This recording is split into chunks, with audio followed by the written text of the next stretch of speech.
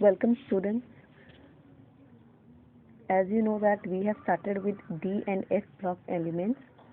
So in the introduction we have done about that position of D block and F block in long form of modern periodic table. Now after doing that, let us switch to important trends which are there in D and F block element. First of all, we will start with the D. First of all, we will start with the D block element, and after covering D, we will start with the F block elements. Okay. So the very first topic to be covered is electronic configuration of D block element. As you know that electronic configuration of D block element, the general electronic configuration is as that n minus 1 d 1 to 10 into n minus n s 1 to 2. As you know that in our whole D block is divided into 4 series. The very first transition series is 3D transition series from scandium to zinc. Then second is from 4D transition series from yttrium to cadmium. Then third is from lanthanum to that mercury, and the last is actinium to barium. So first of all, we will start with the first transition series. In the first transition series, as you can see that there are 10 elements involved. So their electronic configuration, their general electronic configuration is given below, that is 3d1 4s2 for the element scandium having atomic number 21. This you can see from here. Then now the next element is titanium. There its electronic configuration is 3d2 4s2. Now similarly, as you know that here the last electron enters into the 3D shell of element. So now let us go to this chromium. Here the block which has been highlighted, their electronic configuration are exceptional. Here I am highlighting some of the elements. Their electronic configuration is considered to be exceptional. Now let us first talk about here chromium. Chromium, as you can see that its atomic number is 24. So following the trend, its configuration should be 4s2 3d4. 4s2 3d4, as the preceding element is filled with 3d 3 4s2. So the next electron must enter into the 3d shell, giving it a total number of electron 4. But if we see this configuration carefully, then what we are looking at, 3d is having 4 electron and 4s is having only 4 is having as usual 2 electron.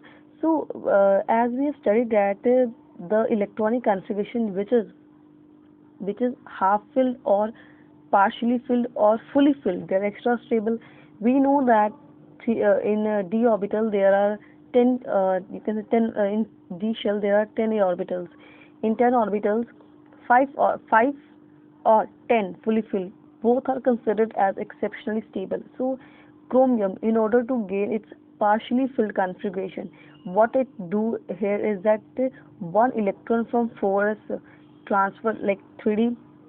The configuration is 3d. The configuration is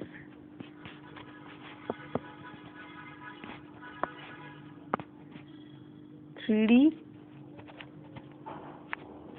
The configuration is 3d 4 to 4s2. Now what it will do, this d shell, it is going to take electron from s, and the configuration switches to 3d5 to 4s2. So this is the configuration we are having of chromium. Similarly, copper is also having exceptional configuration that we can see over here. Its configuration is 3d10 4s1. Otherwise, it should be 3d9 4s2, but it is exceptionally 3d10 4s2. Similarly, second series we are having ample of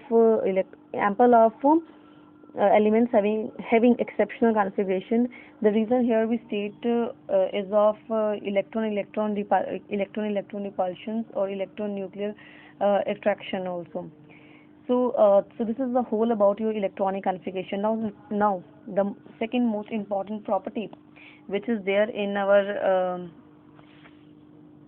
trends in discussing the general properties of first transition element.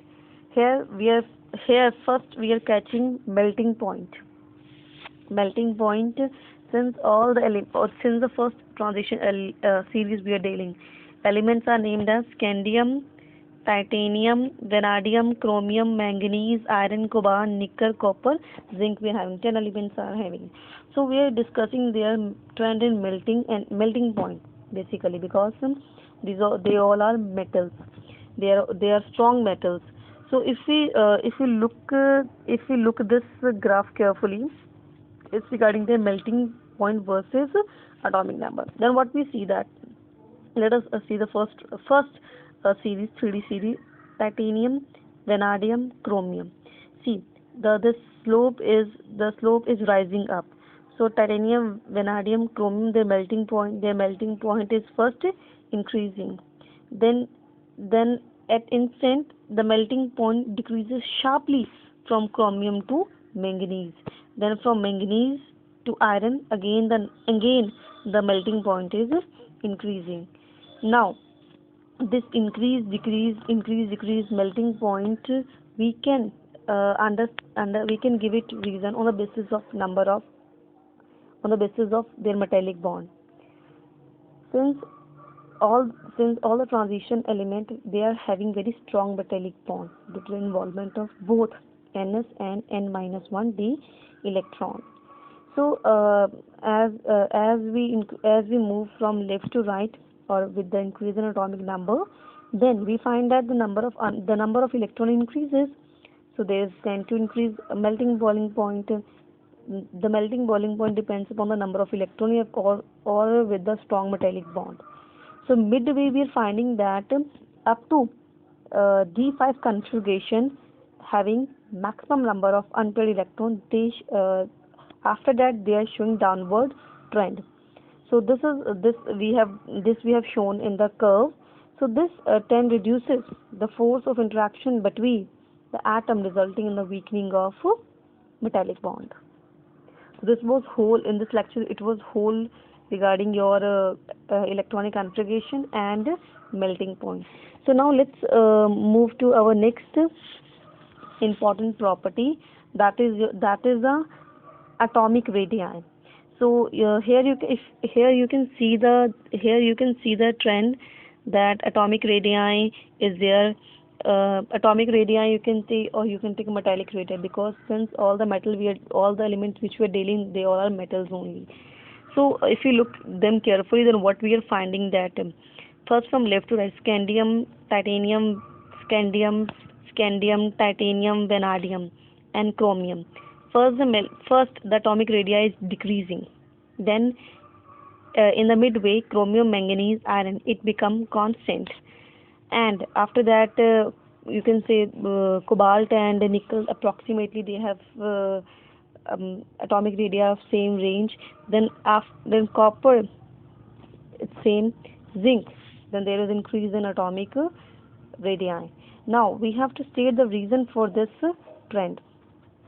So we can state it like left to right, the number of, we can say it in a very simple sense, that if we move from left to right, then what we see that there is increase in effective nuclear charge with increase in atomic number. So what is effective nuclear charge? Since the electron, you can say that the 3D electrons are filled from 3d1 to 3d2, 3d3, 4, so on. So the electron is added to the same shell. This leads to increase in effective nuclear charge, which leads to the decrease in atomic radii. But however, with increase in the number of electrons in n minus 1d subshell, the screening effect of d electron on the outermost ns electron increases. What here I mean to say that, see, up to let us talk about chromium. Chromium atomic radii is 117. So manganese, iron, cobalt, nickel, approximately they have same atomic radii. Now why the trend is not decreasing? Since two things leads to, there are two factor. One factor, the very first factor is the that screening effect. The very first factor is screening effect.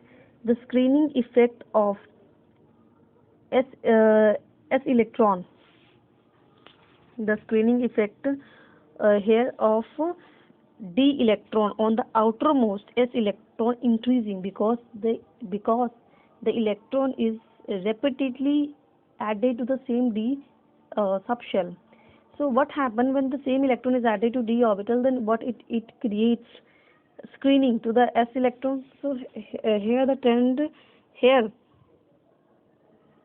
this trend is almost you can say that constant in chromium, manganese and iron. But zinc, suddenly the atomic radii here suddenly increases. The reason we can state over here is that it has completely filled. All the d electrons are filled, so there is almost no d interaction present. So due to which its atomic radii decreases, and there the repulsion, interelectronic repulsion is there, which leads to a decrease in atomic radii.